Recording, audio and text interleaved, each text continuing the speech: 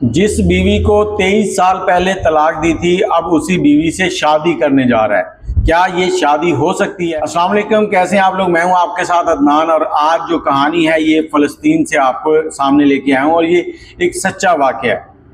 फ़लस्तीन का रहने वाला एक शहरी जो कि इसराइलियों ने 23 साल पहले कैद कर लिया और उसे कैद करने के बाद ऐसी सज़ा सुनाई कि वो मजबूर हो गया अपनी बीवी को तलाक देने के लिए। इस शख्स को वहाँ पर 3 बार उम्र कैद की सज़ा सुनाई गई। 1 नहीं, 2 नहीं, 3 बार उम्र कैद की सज़ा सुनाई गई। और जब इस शख्स ने देखा कि अब इसका बाहर निकलना नामुमकिन है क्योंकि मामला ऐसे हो चुके हैं कि ये जिंदा बाहर नहीं आ सकता, तो इसने अपनी बीवी को एक खत लिखा, उसे कहा कि मेरी तरफ से तुमको तलाक है और तुम कहीं भी शादी कर सकते हो, तुम मेरी तरफ से आज़ाद हो। और अब ये तलाक जो है ये मैं तुम्हें किसी गुस्से में नहीं दे रहा, किसी नाराज़गी में नहीं दे रहा, मैं अपनी मोहब्बत में तुम्हें तलाक दे रहा हूँ। आगे से बीवी ने वो तलाक कबूल की या नहीं की वो आगे बात करते हैं, लेकिन इसकी बीवी ने 23 साल तक इसका इंतज़ार किया।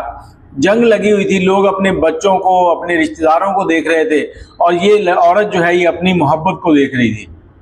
इस औरत ने अपनी मोहब्बत को संभाल कर रखा। अब सीज़ फायर हुआ। सीज़ फायर के दौरान इसराइलियों ने 2000 कैदी जो हैं वो आज़ाद किए।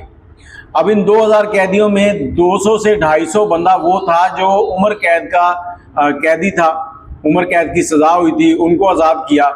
इसकी बीवी को जब पता चला कि कुछ कैदियों को आज़ाद किया जा रहा है तो वो अपने शहर से दूसरे शहर गई। वहाँ जाकर जब उसने लिस्टें देखी तो उसकी खुशी की इंतहा न रही जब उसने देखा कि उसके शौहर अबू बकर का नाम भी इन लिस्टों में शामिल है। अब वो खुशी से झूम रही थी, रब का शुक्र अदा कर रही थी। अब जिस दिन इसकी आज़ादी हुई, इसने देखा, इसको पता ही नहीं था कि आगे कोई होगा नहीं होगा, घर वाले मिलेंगे नहीं मिलेंगे, कौन बचा कौन नहीं बचा। लेकिन जब इसने अपनी बीवी को देखा तो इसकी भी खुशी की इंतहा न रही।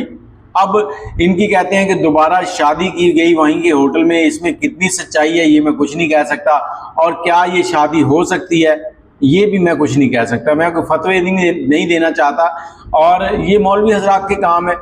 बाकी इस औरत ने उसकी मोहब्बत में अपनी ज़िंदगी जो है वो गुजार दी। इस शख्स ने जब अपने माँ बाप भाई बहनों का पूछा तो उसने बताया कि फ़लाँ शहीद हो गया, फ़लाँ शहीद हो गया, फ़लाँ इस दुनिया में नहीं है, हमारे बच्चों में फ़लाँ शहीद हो गया।